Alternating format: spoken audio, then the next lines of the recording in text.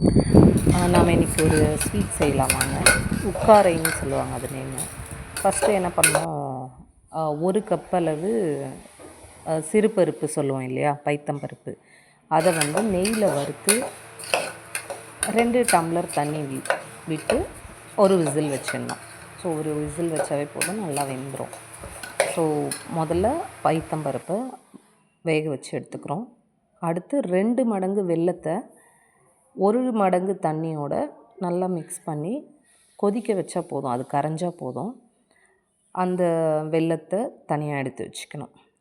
அடுத்து வாணலியில் நெய், so 1 cup பருப்பு எடுத்திருந்தோம் அப்படின்னா 1/4 கப்பு நெய் எடுக்கணும். ஸோ அந்த நெய்யில் என்ன பண்ண போகிறோம், இப்போது ஒரு 1/4 கப்பு ரவையை வறுக்க போகிறோம். ஸோ 1/4 கப்பு ரவையை வறுத்து, அடுத்து 1/4 கப்பு தேங்காய், துருவின தேங்காய், ஸோ அதையும் எடுத்துக்கணும். ஸோ ரவையை லைட்டாக வறுத்துட்டு அது கூட நம்ம தேங்காவையும் சேர்க்க போகிறோம், துருவின தேங்காய்.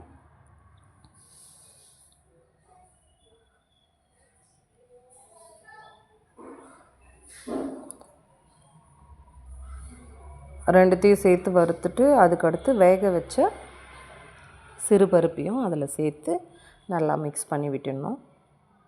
ஸோ பருப்பு வெந்திருக்கு இல்லையா, அந்த தண்ணியிலே சேர்ந்து ரவையும் நமக்கு நல்லா வெந்துடும், வேக ஆரம்பிக்கும். இந்த டைமில் நம்ம அந்த வெல்லம் தனியாக கரைச்சி வச்சுருக்கோம் இல்லையா, கொதிக்க வச்சுருக்கோம் இல்லையா, அது கொஞ்சம் சூடாக எடுத்து இது கூட சேர்த்துடணும். எல்லாத்தையும் சேர்த்து இன்னும் கொஞ்சம் நெய்யை சேர்த்து நல்லா மிக்ஸ் பண்ணிக்கிட்டே வரணும். ஸோ இது ஒரு மாதிரி நல்ல ஒரு டேஸ்ட்டு, நல்லாயிருக்கும். அல்வா மாதிரியும் இருக்கும், சக்கரை பொங்கல் டேஸ்ட்டு இருக்க மாதிரி இருக்கும். ஸோ நெய் சேர்க்குறதுனால ரொம்ப நல்ல டேஸ்ட்டாக இருக்கும் இது.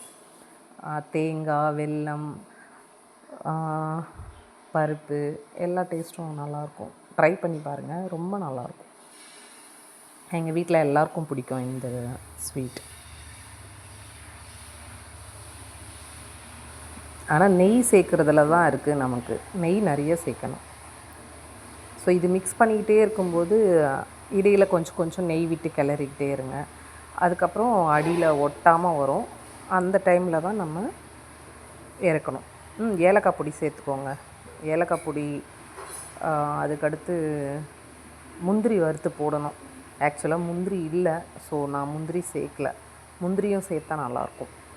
முந்திரியும் நெய்யில் ரோஸ்ட் பண்ணி ஃபைனலாக சேர்த்துக்கலாம். ஏலக்காய் மஸ்ட்டு. ஸோ திரண்டு வந்துடுச்சு. இன்னும் கூட நெய் சேர்க்கலாம்.